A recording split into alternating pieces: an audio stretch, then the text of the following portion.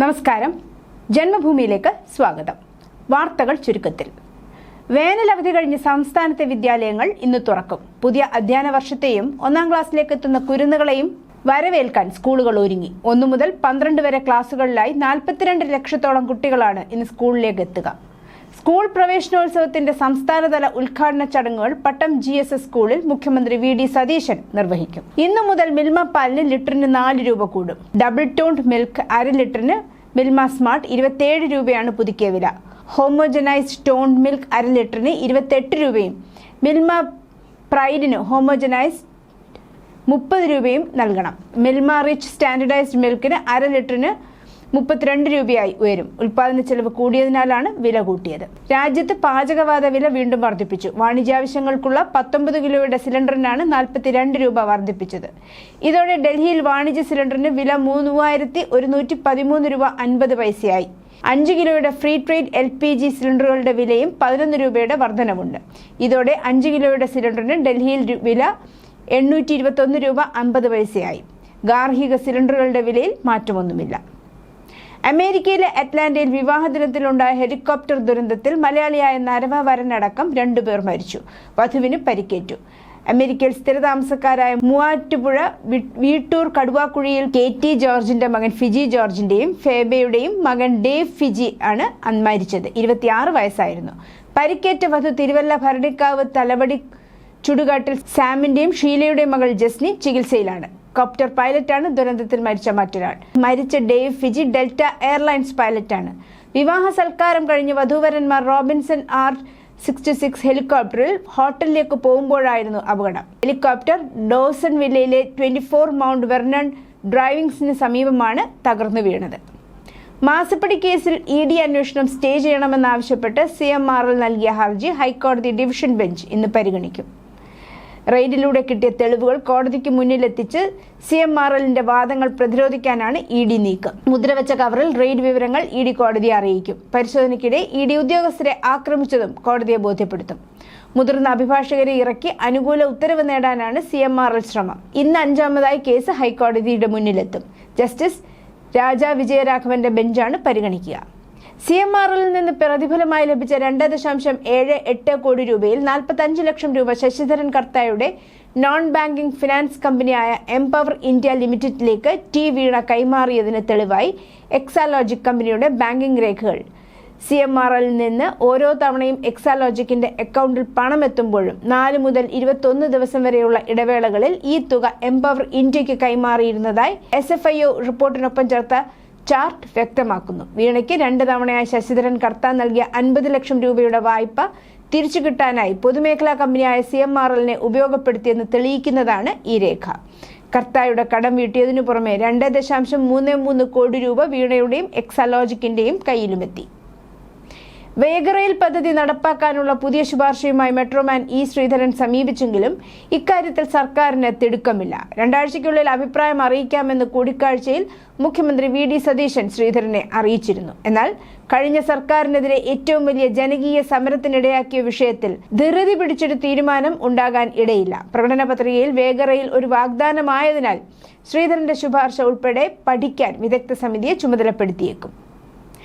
ബംഗളൂരുവിൽ ആട്ടിറച്ചി എന്ന പേരിൽ പോത്തിറച്ചി വിതരണം ചെയ്ത ഹോട്ടൽ അടപ്പിച്ചു പോലീസ്. ബൊമ്മനഹള്ളിയിലെ ഐസരി ഹബിലുള്ള കായലോരം ഹോട്ടലിലാണ് സംഭവം. ഹോട്ടലിൽ ഭക്ഷണം കഴിക്കാൻ എത്തിയവരുടെ പരാതിയിൽ ജീവനക്കാരായ 2 മലയാളികളെ പോലീസ് അറസ്റ്റ് ചെയ്തു. മലയാളികളായ ജിജു, ഷിംബു എന്നിവരെയാണ് പോലീസ് അറസ്റ്റ് ചെയ്തത്. അഭിലാഷ് എന്നൊരാൾ ഒളിവിലാണെന്നും പോലീസ് അറിയിച്ചു. പിടിച്ചെടുത്ത സാമ്പിളുകൾ ഫോറൻസിക് പരിശോധനയ്ക്ക് അയച്ചിട്ടുണ്ട്. സംഭവത്തിൽ ശക്തമായ നടപടി സ്വീകരിക്കുമെന്ന് പോലീസ് അറിയിച്ചു.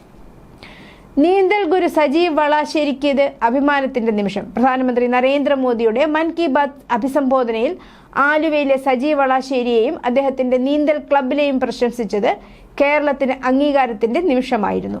മുങ്ങിമരണങ്ങൾ കുറയ്ക്കാൻ ലക്ഷ്യമിട്ട് സജി നടത്തുന്ന നിസ്വാർത്ഥമായ സേവനത്തെയും അതൊരു സമൂഹത്തിൽ ഉണ്ടാക്കുന്ന വലിയ മാറ്റത്തെയും കുറിച്ച് പ്രധാനമന്ത്രി പ്രത്യേകം പരാമർശിച്ചു. ആരും മുങ്ങി മരിക്കരുത് എന്ന ലക്ഷ്യത്തോടെയാണ് 1 രൂപ പോലും പ്രതിഫലം വാങ്ങാതെ ഈ പരിശീലനം നടത്തുന്നത്.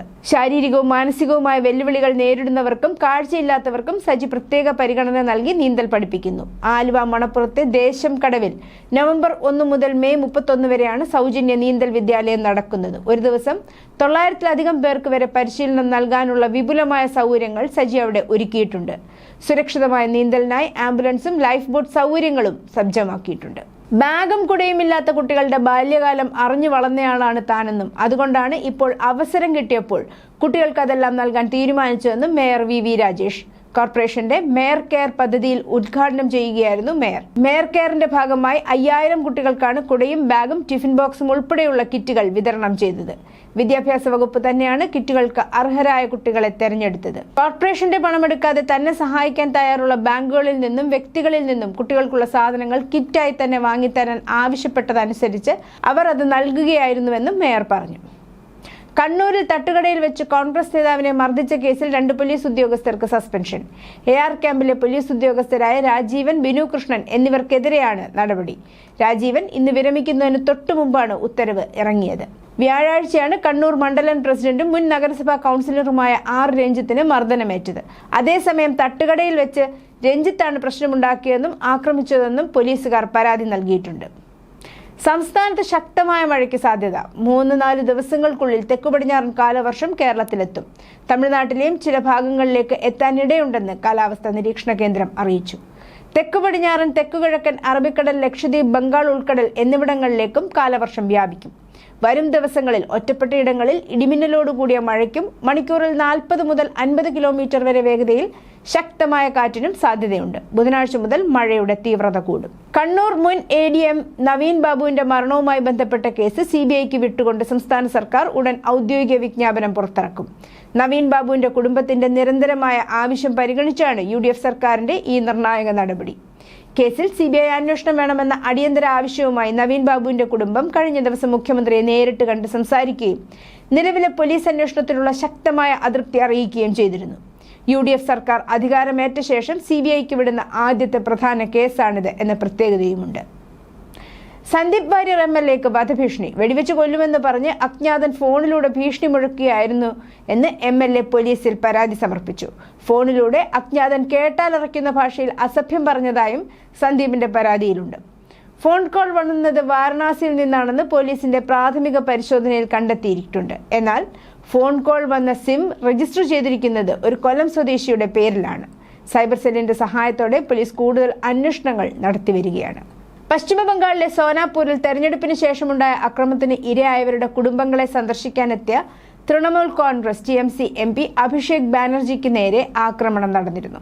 സന്ദർശനത്തിനിടെ ബാനർജിക്ക് നേരെ മുട്ടകളും കല്ലുകളും എറിയുകയും അദ്ദേഹത്തിന് നേരെ ചോർ ചോർ, കള്ളൻ കള്ളൻ എന്ന മുദ്രാവാക്യം വിളിക്കുകയും ചെയ്തതായാണ് വിവരം. സംഘർഷം കനത്തതോടെ സുരക്ഷാ ഉദ്യോഗസ്ഥർ ഹെൽമറ്റ് ധരിപ്പിച്ചാണ് TMC നേതാവിനെ അവിടെ നിന്നും സുരക്ഷിതമായി മാറ്റിയത്. പിന്നാലെ കേസിൽ അറസ്റ്റായ പല പ്രതികൾക്കും സോനാർപൂരിലെ മുൻ തൃണമൂൽ MLA ലവ്ലി മൈത്രയുമായി അടുത്ത ബന്ധമുണ്ടെന്ന് കണ്ടെത്തി. ഇതോടെ സംഭവം വെറും ഒരു ഒറ്റപ്പെട്ട അക്രമമാണോ അതോ പാർട്ടിയുടെ ആഭ്യന്തര തർക്കങ്ങളുടെ പ്രതിഫലനമാണോ എന്ന ചോദ്യമാണ് ഉയർത്തുന്നത്.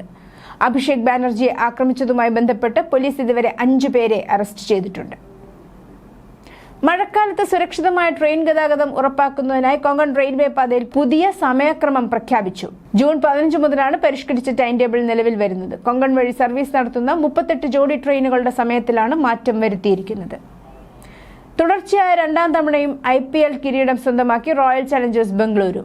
ഫൈനലിൽ ഗുജറാത്തിനെ 5 വിക്കറ്റിന് തകർത്താണ് നേട്ടം സ്വന്തമാക്കിയത്. 156 റൺസ് വിജയലക്ഷ്യം 2 ഓവർ ബാക്കി നിൽക്കെ മറികടന്ന് വിരാട് കോഹ്ലി അർദ്ധ സെഞ്ചുറി നേടി. IPLലെ ഏറ്റവും വേഗത്തിലുള്ള അർദ്ധ സെഞ്ചുറിയാണ് ഇന്നലെ വിരാട് കോഹ്ലി അടിച്ചെടുത്തത്. 156 റൺസ് വിജയലക്ഷ്യം പിന്തുടർന്നാണ് ബംഗളൂരു കളിക്കാനിറങ്ങിയത്. 8 വിക്കറ്റ് നഷ്ടത്തിലാണ് ഗുജറാത്ത് 155 റൺസ് നേടിയത്. RCBക്ക് മിന്നും തുടക്കമാണ് വെങ്കടേഷ് അയ്യരും വിരാട് കോഹ്ലിയും ചേർന്ന് നൽകിയത്. 9ാം വിക്കറ്റിൽ അവർ 62 റൺസ് കൂട്ടിച്ചേർത്തതോടെ തന്നെ RCB വിജയം ഉറപ്പിച്ചു. എന്നാൽ പിന്നീട് തുടർച്ചയായ വിക്കറ്റുകൾ വീണു. എങ്കിലും കോഹ്ലി ഒരു ഭാഗത്ത് ഉറച്ചു നിന്നത് RCBയെ വിജയത്തിലേക്ക് നയിച്ചു. 17 സീസണുകളിൽ ബംഗളൂരുവിന് കപ്പുണ്ടായിരുന്നില്ല. 18ാം സീസണിലും 19ാം സീസണിലും RCBയുടെ രാജകീയമായ തേരോട്ടമാണ് നടന്നത്. ഗുജറാത്ത് ടൈറ്റൻസ് ടീം ബസിന് തീപിടിച്ചു. ബസ്സിലെ ഷോർട്ട് സർക്യൂട്ടാണ് തീപിടുത്തത്തിന് കാരണമായതെന്ന് റിപ്പോർട്ടുണ്ട്. എന്നാലും എല്ലാ കളിക്കാരെയും ഒഴിപ്പിച്ചതിനാൽ വലിയ അപകടമൊന്നും സംഭവിച്ചിട്ടില്ല. ഞായറാഴ്ച രാത്രി നരേന്ദ്രമോദി സ്റ്റേഡിയത്തിൽ നിന്ന് അഹമ്മദാബാദിലെ ഹോട്ടലിലേക്ക് ടീം ബസ് മടങ്ങുമ്പോഴാണ് ഷോർട്ട് സർക്യൂട്ട് സംഭവിച്ചത്. തീപിടുത്തത്തെ തുടർന്ന് കളിക്കാർ 1 മണിക്കൂറോളം കുടുങ്ങിപ്പോയി. ഇന്ത്യയും നേപ്പാളും പരസ്പരം സ്വന്തം പ്രദേശം കൈയേറിയെന്ന് നേപ്പാൾ പ്രധാനമന്ത്രി ബാലേന്ദ്ര ബാലേഷ ഞായറാഴ്ച പാർലമെന്റിൽ പറഞ്ഞു. ഇത് പ്രതിപക്ഷത്തിന്റെ ശക്തമായ പ്രതിഷേധത്തിന് കാരണമാകുകയും ദീർഘകാലമായി നിലനിൽക്കുന്ന ലിപുലേഖ് കാലാപാനി അതിർത്തി തർക്കത്തിൽ ശ്രദ്ധ കേന്ദ്രീകരിക്കുകയും ചെയ്തു. കാഠ്മണ്ഡു ചൈനയുമായും യുണൈറ്റഡ് കിങ്ഡവുമായും വിഷയം ഏറ്റെടുത്തിട്ടുണ്ടെന്നും മേഖലയിലെ കൊളോണിയൽ പാരമ്പര്യം കാരണം യുണൈറ്റഡ് കിങ്ഡവുമായും ഇക്കാര്യം ഉന്നയിച്ചിട്ടുണ്ടെന്നും അദ്ദേഹം നിയമസഭാ അംഗങ്ങളോട് പറഞ്ഞു. ഇന്ത്യയും ചൈനയും തമ്മിലുള്ള നയതന്ത്ര ബന്ധങ്ങൾ പുതുക്കുന്നതിന്റെ ഭാഗമായി 2026 ടിബറ്റിലെ കൈലാസ പർവ്വതത്തിലേക്കും മാനസരോവർ തടാകത്തിലേക്കുമുള്ള തീർത്ഥാടനമായ കൈലാസ മാനസരോവർ യാത്ര പ്രഖ്യാപിച്ചതിനെ തുടർന്നാണ് ചുരത്തെ ചൊല്ലിയുള്ള ഏറ്റവും പുതിയ തർക്കം. ഈ തീർത്ഥാടനത്തിനായി ഉപയോഗിക്കുന്ന 2 റൂട്ടുകളിൽ ഉത്തരാഖണ്ഡിലെ ലിപുലേഖ് പാസ് ഉൾപ്പെടുന്നു. എന്നിരുന്നാലും നേപ്പാൾ ഈ ചുരത്തിന്മേൽ ഒരു പ്രാദേശിക അവകാശം ഉന്നയിക്കുകയും അത് നേപ്പാൾ പ്രദേശത്തിന്റെ ഭാഗമാണെന്ന് പ്രസ്താവിക്കുകയും ചെയ്തു. ഇന്ത്യ ഈ നീക്കത്തെ നിരസിച്ചു. ഇതിനെ ഏകപക്ഷീയമായ ഭൂപട പ്രസ്താവന എന്നും വിശേഷിപ്പിച്ചു. വടക്കൻ മ്യാൻമാറിൽ ഖനനത്തിനായുള്ള സ്ഫോടക വസ്തുക്കൾ സൂക്ഷിച്ച കെട്ടിടത്തിൽ സ്ഫോടനത്തിൽ 45 പേർ മരിച്ചു. കൗങ്ടപ്പ് ഗ്രാമത്തിൽ ഞായറാഴ്ച ഉച്ചയോടെയായിരുന്നു അപകടം. 70ഓളം പേർക്ക് പരിക്കേറ്റു. മരിച്ചവരിൽ 6 പേർ കുട്ടികളാണ്. പരിക്കേറ്റവരെ ഉടൻ തന്നെ ആശുപത്രിയിലേക്ക് എത്തിച്ചു. സ്ഥലത്ത് രക്ഷാപ്രവർത്തനം തുടരുകയാണ്. സംഭവത്തിൽ അന്വേഷണം ആരംഭിച്ചെന്നും സ്ഫോടനത്തിന്റെ കാരണം അന്വേഷിച്ചു വരികയാണെന്നും അധികൃതർ പറഞ്ഞു. സ്ഫോടനത്തിൽ തകർന്ന വീടുകളുടെയും കെട്ടിടങ്ങളുടെയും എല്ലാം വീഡിയോ പുറത്തു വന്നിട്ടുണ്ട്. ഡ്രോണുകൾ, ആളില്ലാ ആകാശ വിമാനങ്ങൾ, ലോയിറ്ററിംഗ് മ്യൂണിഷൻ എന്നിവയാണ് യുദ്ധത്തിന്റെ നട്ടെല്ല്. സൈനികരില്ല, പകരം റോബോട്ടുകൾ മാത്രം. ഉക്രൈന്റെ അതിർത്തിക്കുള്ളിൽ പട്ടാളക്കാർ നിയന്ത്രിക്കുന്ന റോബോട്ടുകൾ ഫലപ്രദമാണെന്ന് ഉക്രൈൻ പറയുന്നു. സ്ഫോടക വസ്തുക്കൾ നിറച്ചതായിരിക്കും ഈ റോബോട്ടുകൾ. റഷ്യയുടെ കിടങ്ങുകളും പ്രതിരോധങ്ങളും കടന്ന് എവിടെയാണോ എത്തേണ്ടത് അവിടെ എത്തി ഉഗ്രമായി പൊട്ടിത്തെറിക്കുന്ന ഈ റോബോട്ടുകൾ റഷ്യയ്ക്കിപ്പോൾ തലവേദനയായിട്ടുണ്ട്. ഇറാനിയൻ തുറമുഖങ്ങൾ ലക്ഷ്യമിട്ടുള്ള വാഷിംഗ്ടണിന്റെ സജീവമായ നാവിക ഉപരോധത്തിന്റെ ഭാഗമായി അമേരിക്കൻ സേന 118 വാണിജ്യ കപ്പലുകൾ തിരിച്ചുവിടുകയും മറ്റ് 5 കപ്പലുകൾ പ്രവർത്തനരഹിതമാക്കുകയും ചെയ്തതായി യുണൈറ്റഡ് സ്റ്റേറ്റ്സ് സെൻട്രൽ കമാൻഡ് സെറ്റ്കോം പ്രഖ്യാപിച്ചു. ഏപ്രിൽ 13-ന് അമേരിക്കൻ സൈന്യം ഇറാനിൽ നാവിക ഉപരോധം ഏർപ്പെടുത്തി. ഇന്തോനേഷ്യയിലെ ബിയാക് കോട്ട ജില്ലയിലെ ജനസാന്ദ്രതയുള്ള പ്രദേശത്ത് ഞായറാഴ്ച പതിറ്റാണ്ടുകൾ പഴക്കമുള്ള 2ാം ലോക മഹായുദ്ധ ബോംബ് പൊട്ടിത്തെറിച്ചു. കുറഞ്ഞത് 5 പേർ കൊല്ലപ്പെടുകയും 3 പേരെ കാണാതാവുകയും ചെയ്തു. റിപ്പോർട്ടുകൾ പ്രകാരം തീജ്വാലകൾ 20 അടിയിലധികം ഉയരത്തിൽ വായുവിലേക്ക് കുതിച്ചു. കട്ടിയുള്ള കറുത്ത പുക പ്രദേശമാകെ പടർന്നു. നിരവധി വീടുകൾ തകർന്നു. സമീപത്തെ തെരുവുകളിൽ ഭൂചലനമുണ്ടായി. ഒരു കൊച്ചുകുട്ടിയുടെ ശരീരം അവശിഷ്ടങ്ങൾക്കിടയിൽ നിന്ന് താമസക്കാർ പുറത്തെടുക്കുന്നത് കാണിക്കുന്ന ഒരു ഓൺലൈൻ ദൃശ്യം നാശത്തിന്റെ വ്യാപ്തി എടുത്തു കാണിക്കുന്നു. 2ാം ലോക മഹായുദ്ധകാലത്ത് ബിയാക് കോട്ട ജില്ലയിൽ വീണ പൊട്ടാത്ത ബോംബായിരുന്നു ഇതെന്ന് പോലീസ് വാദിക്കുന്നു. പസഫിക് സൈനിക നടപടിക്കിടെ സഖ്യകക്ഷികളും ജാപ്പനീസ് സേനകളും പോരാടിയ പാപ്പുവയുടെ ചില ഭാഗങ്ങളിൽ ഇപ്പോഴും ഇത്തരം അവശിഷ്ടങ്ങൾ കണ്ടെത്തിയിട്ടുണ്ടെന്നും പോലീസ് വ്യക്തമാക്കി.